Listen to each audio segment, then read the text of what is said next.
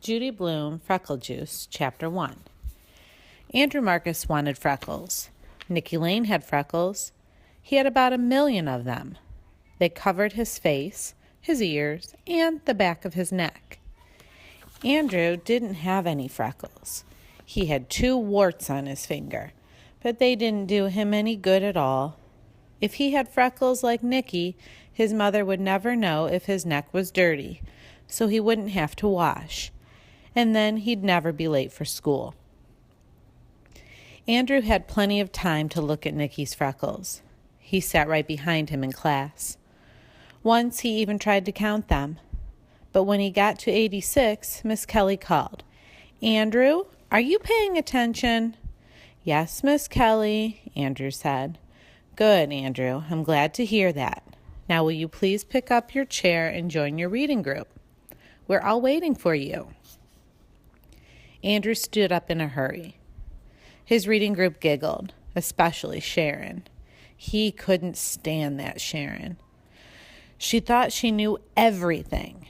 He picked up his chair and carried it to the corner where his reading group sat.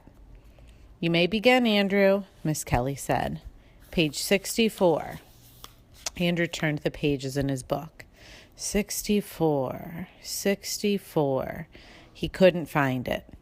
The pages stuck together. Why did Miss Kelly have to pick him?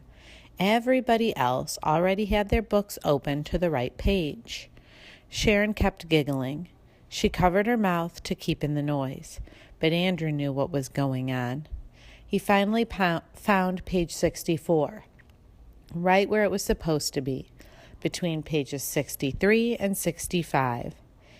If he had his own freckles, he wouldn't have to count Nicky Lane's. Then he'd hear Miss Kelly when she called reading groups, and nobody would laugh at him.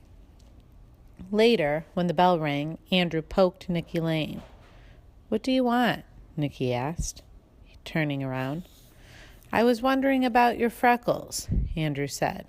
"Oh, yeah? What about them?" Andrew felt pretty stupid. "Well, how did you get them?" "What do you mean, how? You get born with them. That's how." Andrew thought that's what Nicky would say. Some help he was. "Line up, boys and girls," Miss Kelly said. "Time to go home now. Sharon, you may lead the girls. Andrew, you may lead the boys." Some luck. Just when he got to be a leader, he had to stand next to Sharon. When they were in line, Sharon whispered to Andrew, "Psst, I know how to get them." "How to get what?" Andrew asked. "Freckles," Sharon said. "Who asked you?" "I heard you ask Nicky about his." Sharon ran her tongue along her teeth. She was always doing that. "Do you want to know how to get them?" Sharon asked. "Maybe," Andrew told her.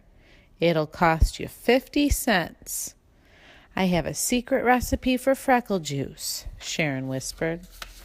"A secret recipe?" "Uh-huh." Sharon's tongue reminded Andrew of a frog catching flies.